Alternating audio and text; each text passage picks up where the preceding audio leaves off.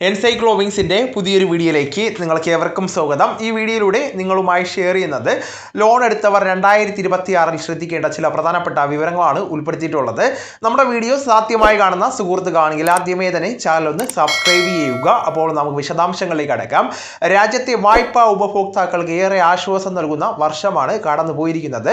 നാണയപ്പെരുപ്പം ഭീഷണി ശക്തമായതോടുകൂടിയാണ് കോവിഡിന് ശേഷം റിസർവ് ബാങ്ക് തുടർച്ചയായിട്ട് പലിശ നിരക്ക് ഉയർത്തിയിരിക്കുന്നത്.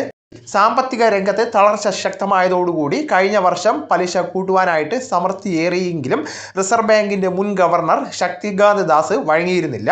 എന്നാൽ അദ്ദേഹത്തിന്റെ പിൻഗാമിയായിട്ട് സഞ്ജയ് മൽഹോത്ര കഴിഞ്ഞ വർഷം ഡിസംബർ 26 ചുമതല ഏറ്റെടുത്ത ശേഷം നയ സമീപനത്തിൽ കാതലായിട്ടുള്ള വ്യത്യാസങ്ങൾ ഉണ്ടായിരിക്കുകയാണ്. സഞ്ജയ് മൽഹോത്രയുടെ അധ്യക്ഷതയിൽ ചേർന്ന ഫെബ്രുവരിയിലെ ആദ്യ അവലോകന നയത്തിൽ മുഖ്യ നിരക്കായിട്ടുള്ള റീപ്പോ നിരക്ക് 0.5% കുറച്ചിരിക്കുകയാണ്.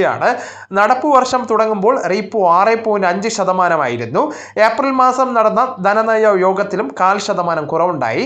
ജൂണിലെ നയത്തിൽ അപ്രതീക്ഷിതമായിട്ട് 0.5% പലിശയളവ് പ്രഖ്യാപിച്ച് സാമ്പത്തിക മേഖലയ്ക്ക് ഉണർവ് സൃഷ്ടിക്കുവാനുള്ള നടപടികൾ റിസർവ് ബാങ്ക് ഊർജിതമാക്കിയിരിക്കുകയാണ്.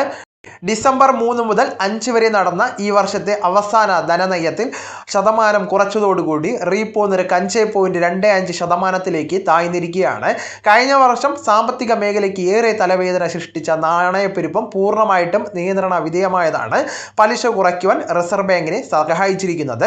നടപ്പു വർഷം റിസർവ് ബാങ്ക് റീപ്പോ നിരക്ക് 1.25% കുറച്ചതോടുകൂടി ഭവന, വാഹന, വ്യക്തിഗത, സ്വർണ്ണ, കോർപ്പറേറ്റ് വായ്പകൾ എടുത്ത ഉപഭോക്താക്കൾക്ക് ഏറെ ആശ്വാസമാണ് ലഭിച്ചത്. വായ്പകളുടെ പ്രതിമാസ തിരിച്ചടവ് തുക EMI-കൾ ഒക്കെ തന്നെ ബാങ്കുകൾ കുത്തനെ കുറച്ചിരിക്കുകയാണ്.